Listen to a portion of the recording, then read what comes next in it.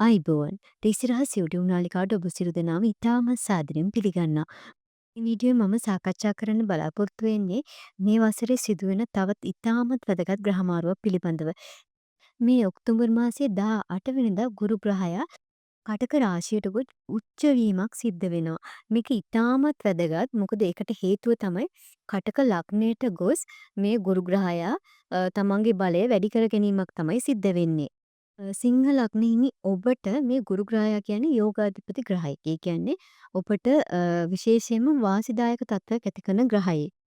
සිංහ ලග්නෙහිමි ඔබ ළඟ තියෙන නායකත්ව ගති ලක්ෂණ, ඒ වගේම තේජස, ආඩම්බරකාර ගතිය, ඒ වගේම සමාජයේ උසස් අය ආශ්‍රය කරන්න, ඒ වගේම නායකත්වයට පත්වීමේදී අනෙක් අය ඔබට ගරු කිරීම, අන්න මේ කියන දේවල් ඔබට ඔබගේ අධිපති රවි ග්‍රහයා ලබා දෙනවා වගේම ගුරු ග්‍රහයාත් මේකට ලොකු දායකත්වයක් දක්වනවා.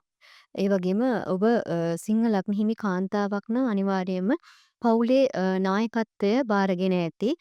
පවුල මඟ පෙන්වීමක් බොහෝ විට සිදු කරන්නේ සිංහ ලග්න හිමි ඔබයි. ඉතින් දැනට ඔබට අෂ්ටම ඒරාෂ්ටක කාලයක්. ඒ කියන්නේ ඔබගේ 8 වෙනි තමයි සෙනසුරු ග්‍රහයා සිටින්නේ. නමුත් මේ ටික කාලයකට වක්‍ර වීමක් සිද්ධ වෙලා තියෙනවා. ඒ නිසා තාක් දුරකට ඔබට කරදර උපද්‍රවවල පොඩි අඩුවීමක් දක්නට ඇති. නමුත් ටික කාලෙකින්ම ශනි ග්‍රහයත් තමන්ගේ වක්‍රයෙන් ඉවත් වෙනවා. එතකොට නැවතත් ඔබට අෂ්ටම ඒරාෂ්ටකයේ බලපෑම යම්කිසි තාක් දුරකට එල්ල වෙන්න පුළුවන්. නමුත් මේ ගුරු ග්‍රහයාගේ මාරු වීමත් සමග, ඒ කියන්නේ ගුරු ග්‍රහයා කටකේ උච්ච වෙන මේ කාලය කියන්නේ සිංහ ලග්න හිමි ඔබට නම් ඉතාමත් වාසනාවන්ත කාලයක්. නිකන් ඔබට මේ පොඩි chance එකක්, අර අපායේ ඉන්ටර්වල් එකක් හම්බුණා වගේ වෙලාවක් තමයි මේක.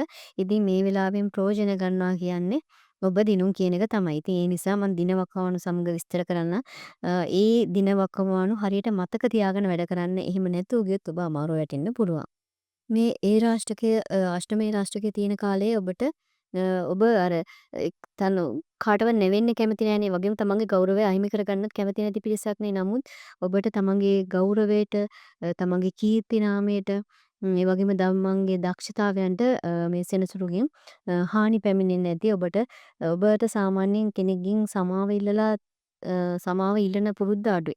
මොකද ඒ තරමට ඔබ සමාව ඉල්ලන තරම් වැඩ කරන්නේ නෑ. නමුත් මේ කාලෙදි ඔබ අකමැති අයගෙනුත් ඔබට සමාව ඉල්ලන තරම් තත්ත්වයක් උදා වෙන්නේ ඇති.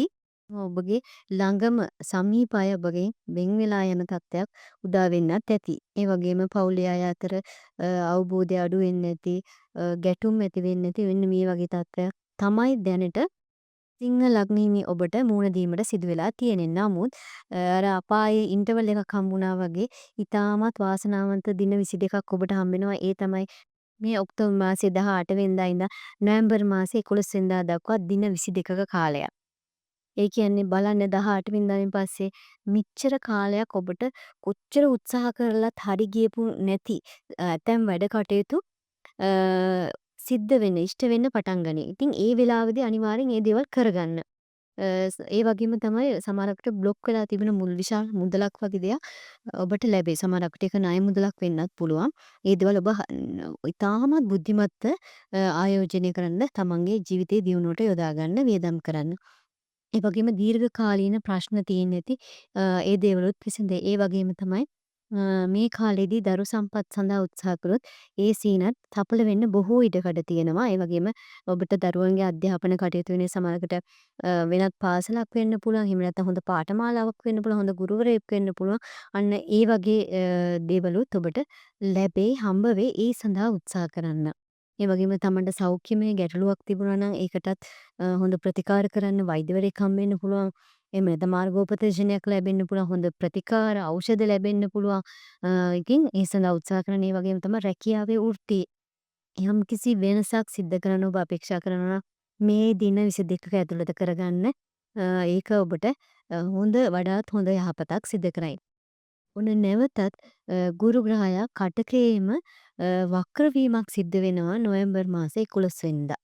ඉතින් මේ නොවැම්බර් මාසේ 11 වෙනිදා ඉඳන් දෙසැම්බර් මාසේ 3 වෙනිදා දක්වාම ගුරු ග්‍රහයා කටකේ වක්‍රයෙන් තමයි රැඳී සිටින්නේ. ඉතින් මේ කාලයේදී ඔබ නැවතත් ප්‍රවේශම් වෙන්න ඕන. ඒ කියන්නේ ඔබ අර දවස් 22ක කාලේ තමන් හොඳ තීරණගෙන කටයුතු කරා නම් ඒ දේවල් ප්‍රවේශමෙන් පවත්වාගෙන යන්න කටයුතු කරන්න. නමුත් මේ කාලේදී, ඒ කියන්නේ මේ වක්‍ර කාලයේදී ඔබට මෙන්න මේ දේවල් සිද්ධ වෙන්න පුළුවන්. ඒ කියන්නේ ඔබට සහයෝගය ලබා දුන් අයම ඔබට ඒ සහයෝගයෙන් ඉවත් වෙලා සමහරක් විට ඔබට කරදරයක් බවට පත් වෙන්න පුළුවන්. එතකොට ඒ කාලේදී ඔවුන්ගෙන් ඔබ ප්‍රවේශම් වෙන්න. සමහරක් විට ඒ හොඳ අයම ඔබට නරක අය විදිහට පේන්න පුළුවන්. ඒ වගේම සමහරක් මිතුරුකම් පවත්වපු අය සමහරකට ඔබට ඔබ බ්ලොක් කරලා යන්න පුළුවන්. ඔබව අත්හැරලා යන්න පුළුවන්. ඒ අය සම්බන්ධයෙන් ප්‍රවේශම් වෙන්න. එහෙම ගියත් ඔබ ඒ දේවල් උපේක්ෂාවෙන් දරා ගන්න. මොකද ඒකේ දේවල් ගැන හිත හිතා ඉන්න ගියොත් ඔබ තවත් කරදරයකට පත් වෙන්න පුළුවන්. ඒ වගේම තමයි ඔබට මුදල් ලබා දීපු අයම ඔබගෙන් වැඩිපුර මුදල් ඉල්ලන්න ඉඩකඩ තියෙනවා. ඒ නිසා ඒ සම්බන්ධයෙන් ප්‍රවේශම් වෙන්න.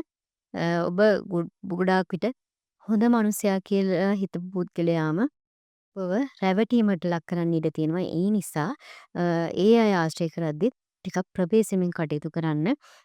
හේතුව තමයි ඔබගේ අටවැන්නේ සිටින ශනිව මේ ගුරු ග්‍රහය දකින්නේ තමන්ගේ බලය දුර්වල කරගනිමින්. ඉතින් ගුරු ග්‍රහයා දුර්වල ඉඳන් ශනි දැක්කා කියලා ඒ තරම් ලොකු වාසියක් ඔබ අත් වෙන්නේ නැහැ. ඒකයි මේකට හේතුව. ඉතින් මේ කාලෙදී සිංහ ලග්න හිමි ඔබ ඔබගේ ප්‍රශ්න විසඳ ගන්න උත්සාහ කරන්න. අනුන්ගේ ප්‍රශ්න තමන්ගේ ඔළුවේ දාගෙන විසඳ ගන්න යන්න එපා. එතකොට ඔබම අන්තිමට නරක පුද්ගලයා බවට පත් වෙන්න පුළුවන්. ඒ අයට ඒ වගේම අත්‍යවශ්‍ය වියදම් දේවල් විතරක් කරන්න. ඔබ කාට කොච්චර හොඳ කරන්න ගියත් අන්තිමට නරක පුද්ගලයා බවට පත් වෙන්නේ මේ කාලෙදී ඔබ තමයි. ඉතින් එහෙම ග්‍රහචාරයක් තමයි ඔබට තියෙන්නේ. ඉතින් කලින් කියලා තියෙන්නේ ඔබට මෙහෙම දේවල් කිව්වොත් ඔබට ප්‍රවේශම් වෙන්න පුළුවන්. ඒ වගේම තමන්ගේ ඇස් දෙක හොඳ රැකගන්න. දැනටමත් ඇස්වල රෝගාබාධ තත්ත්වයක් තියෙනවා නම් ඒ අය හොඳට ප්‍රතිකාර වලට යොමු වෙන්න. ඒ වගේම ගින්දර ආශ්‍රිතව ඔබ රැකියාවක නියත වෙනවා නම් ගොඩාක් ප්‍රවේශම් වෙන්න. ප්‍රශ්නයක් වෙන්නේ නැහැ. නමුත් සුළු සුළු අනතුරු වෙන්න ඉඩ තියෙනවා. නමුත් ඔබ ප්‍රවේශම් වුණොත් ඒකිනුත් ඔබට වැළකෙන්න පුළුවන්. මේ ගුරු ග්‍රහයාගේ වක්‍රය නිසා ඔබට යම් බලපෑමක් සිද්ධ වෙනවා නම්, ඒ කියන්නේ ඔබට ගොඩාක් දුර්වල ග්‍රහචාරයක් තියෙනවා නම්, දුර්වල දශාවක් තියෙනවා නම් මේ බලපෑම තරමක් දුරට වැඩි වෙන්න පුළුවන්. ඒකින් ඔබට බේරෙන්න, ඒකින් පොඩි සැනසීමක් ලබා ගන්න කරන්න පුළුවන් පිළිවෙතක් කියන්නම්. ඒ තමයි පුළුවන් තරම් දන් පින් කරන්න. ඒ කියන්නේ දන් දෙන්න. දන් දෙන්න කිව්වට කෑම දන් දෙන්න ඕන. කෑම වර්ග වැඩිහිටි අයට, දුකී දුප්පත් අයට දන් දෙන්න. ඒ වගේම තමයි ඔබට පුළුවන් බෝධි පූජා පවත්වන්න, බෝධිය පැදකුණු කරන්න. ඒ වගේම පූජනීය ස්ථාන කෝවිල් වලට ගොස් ඒවා පැදකුණු කිරීමෙන් ඔබට මේ ගුරුගෙන් වෙන අයහපත් බලපෑම අවම කරගන්න හැකියාව ලැබේ. ඉතින් සිංහ ලග්න හිමි ඔබට මේ වීඩියෝ කුඩා හෝ ප්‍රයෝජනයක් ලැබෙන්නේ නැති කියලා මම හිතනවා. මොකද මට බොරු කියන්න බෑ. බොරු පලාපල කථනයක් සිදු කරන්නම බෑ. මොකද ජ්‍යොතිෂය කියන්නේ ඔබගේ ජීවිතත් සමග කරන ගනුදෙනුවන්ද. ඒ නිසා ඒ සම්බන්ධයෙන් මම ගොඩාක් හිතනවා. ඒ නිසා ඔබට ඇත්තම ප්‍රකාශ කරන්න ඕන කියලා මම තරයේ විශ්වාස කරනවා. ඒ වගේම හොඳ යහපත් ග්‍රහචාරයක් තියෙනවා නම් මේ කිසිදු පලාපල කථනයක් වළංගු වෙන්නේ නැහැ ඔබට. ඉතාමත් යහපතව තමන්ගේ ජීවිතය ගත කරන්න පුළුවන්. මොකද ඔබගේ කර්ම ඵලය හොඳයි නම් ඔබට කිසිම දෙයකට බලපෑමක් සිද්ධ කරන්න බැහැ.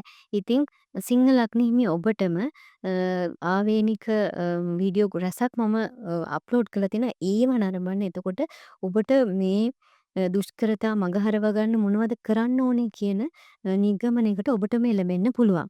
ඉතින් ඔබ සියලුම දෙනාට ජයග්‍රාහී වාසනාවන්ත දවසක් වේවා කියලා හදවතින්ම ප්‍රාර්ථනා කරනවා.